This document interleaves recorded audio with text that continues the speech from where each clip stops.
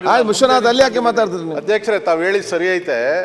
ನಾವು ಕೂಡ ನಗರಸಭೆಗಳಾಗ್ಬಿಟ್ರೆ ಸಿಕ್ಕಾಪಟ್ಟೆ ಗ್ರಾಂಟ್ ಬರ್ತದೆ ಅಂತೇಳಿ ನಾನು ಒಂದು ನಗರಸಭೆ ಮಾಡಿಕೊಂಡೆ.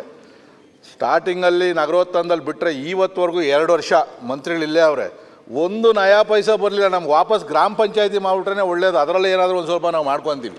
ಪಾಪ ಸಚಿವರು ನಾವು ನಿಂತ್ಕೊಂಡು ಏನು ಮಾಡೋದು, ಸಹಾಯಕರಾಗಿದ್ದಾರೆ. ಅದರದ್ದು ಅಪ್ಗ್ರೇಡೇಷನ್ ಮಾಡೋದು ಇಂಪಾರ್ಟೆಂಟ್ ಅಲ್ಲ, ಅದಕ್ಕೆ ಬೇಕಾಗಿರ್ತಕ್ಕಂಥ ಸಿಬ್ಬಂದಿ ಮೂಲಭೂತ ಸೌಕರ್ಯ ಎಲ್ಲ ಕೊಡಂಗಿದ್ರೆ, ಸಾಮರ್ಥ್ಯ ಇದ್ರೆ ಅದನ್ನ ಅಪ್ಗ್ರೇಡೇಷನ್ ಮಾಡಲಿ. ಇಲ್ಲಾಂದ್ರೆ ದಯವಿಟ್ಟು ಮಾಡಕ್ಕೆ ಹೋಗಿ ಪರಿಸ್ಥಿತಿ ಎಲ್ಲ ಹಂಗೆ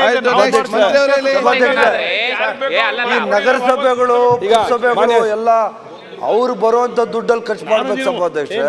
ಎಲ್ಲಾನು ಸರ್ಕಾರದಿಂದ ಫಂಡ್ ಕೇಳ್ಬಿಟ್ರೆ ನಗರಸಭೆ ಪುರಸಭೆಗಳು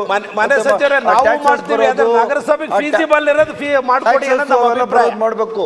ಈಗ ಇವ್ರು ಎಲ್ಲಾನು ಸರ್ಕಾರದಿಂದ ಅನುದಾನ ಕೇಳ್ತಾ ಇದ್ರೆ ಎಲ್ಲಿಂದ ಕೊಡಕ್ ಬರ್ತದೆ ಸಭಾಧ್ಯಕ್ಷ? ಮತ್ತೆ ಇಡೀ ರಾಜ್ಯದಲ್ಲಿ ಸುಮಾರು 60-70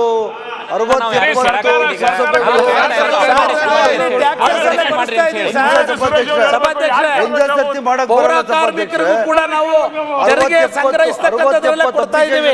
ಸೂರ್ಯಪ್ರಕಾಶ್